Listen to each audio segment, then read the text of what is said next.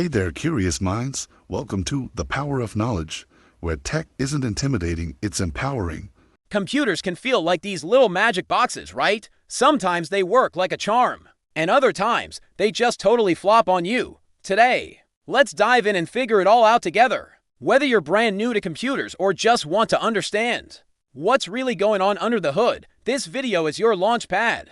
We're going to break down the basics from what a computer actually is to how it works, and what you need to know to use one confidently. No jargon, no judgment, just knowledge. What's the deal with computers? Let's dive into what they are and how they work. A computer is like a super smart tool that helps us do so much. Can you imagine a world without computers? A computer is basically a machine that takes input, processes it, and gives you output. That's it. You give it instructions like clicking a button or typing a word and it responds by doing something useful. It's like a super obedient assistant that never sleeps, unless it crashes. Then it's just dramatic. Now, let's talk about the parts of a computer. You don't need to memorize every wire and chip, but knowing the key components helps you understand what's happening when things go wrong or right.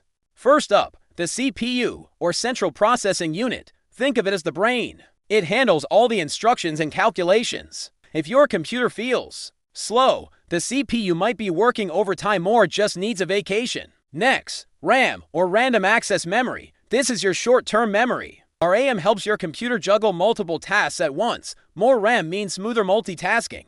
Less RAM means your computer starts acting like it's had too much turkey dinner, slow and sleepy. Now, let's chat about storage, because it can totally make or break your space. Your files, apps, and operating system all hang out right here. There are two main types. HDDs, or hard disk drives, are older and slower but super budget friendly, you know. SSDs, or solid-state drives, are super fast, silent, and super reliable. Seriously. If you're all about speed, SSDs are definitely your best buddy. Now let's talk about the operating system, the software that runs the whole show.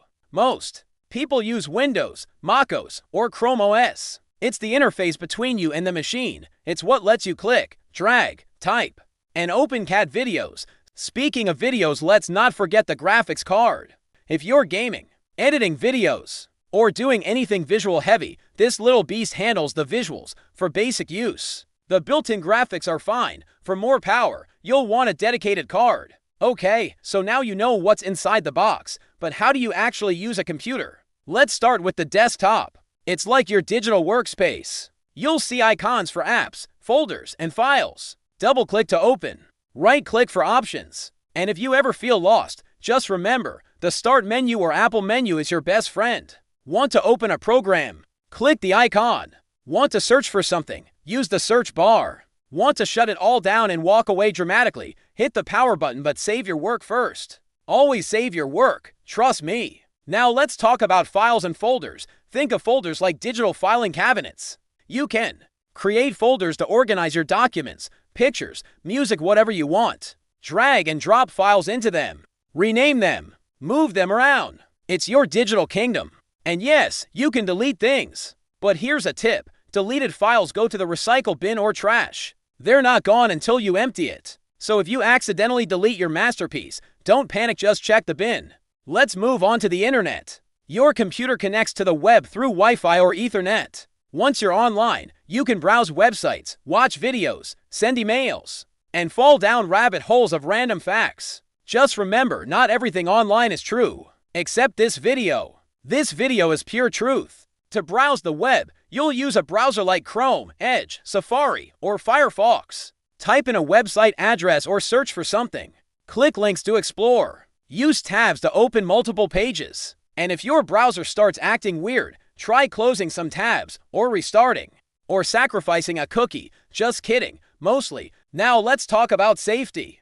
Computers are powerful, but they're also vulnerable. Here are a few beginner tips to stay safe. Use strong passwords. No passwords, such as your name or using the word password. Be creative. Keep your software updated. Updates fix bugs and security holes. Don't click suspicious links or download random files. Install antivirus software if you're on Windows. It's like a digital bodyguard. And finally, let's talk about troubleshooting. Things go wrong. It's okay. Here's a quick checklist.